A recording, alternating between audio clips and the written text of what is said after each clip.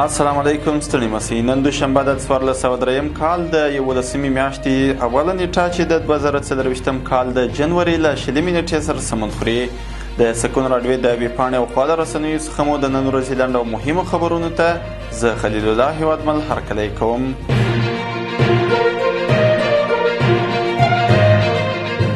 د لغمان په دولت شاه ولسوالۍ کې څه باندې 9 میلیون افغانیو په لګښت د یو سربند د جوړولو چارې پیل شوي دي. د یاد ولایت د اوبو انرژي رئیس شیر محمد راشدي ویلي چې دغه ولایت په دولت شاه ولسوالۍ کې د خړو نړیوال سازمان په مالي ملاتړ د EBM موسسې په همکارۍ د 9 میلیونه 380,380 افغانیو په لګښت د یو سربند د جوړولو چارې پیل شوي دي.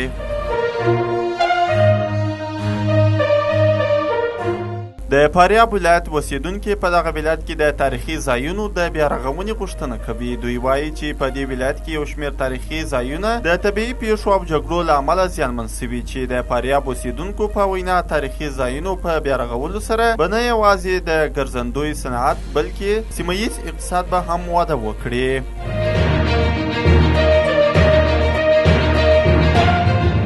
د کندوز ولایت د عامې روغتیا ریاست مسؤلین وایي چې په دغه ولایت کې د ماشومانو په منځ کې د موسمي ناروغیو کچه لوړه سوې ده. مسؤلینو په خبره هره ورځ له 120 څخه ډیر ماشومان چې په تنفسي ناروغیو او سینه بغل اخته دي د کندوز سیمه ییز روغتون ته مراجعه کوي.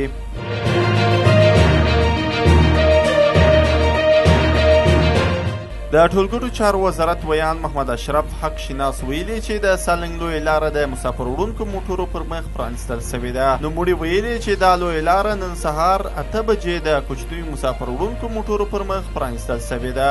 حق شناس له مسافرو او موټر چلوونکو څخه غوښتي چې د یادې لارې څخه د تېرېدو پر مهال د ژمني توکي او تجهیزات له ځان سره ولري.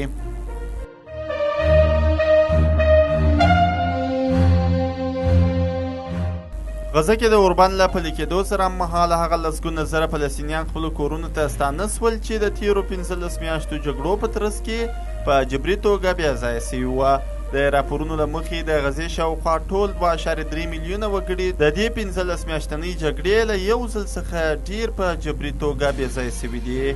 دغه فلسطینیان غزې ته له ننوتو وروسته د خپلو کورنیو هغو غړو او خپلوانو هدیرې ته ولاړل چې د اسرائیلي ځواکونو له لوري وژل شوي وه. دا و د نن ورځې لنډ او مهم خبرونه چې تاسې واورېدل. تر بیا د الله په امان.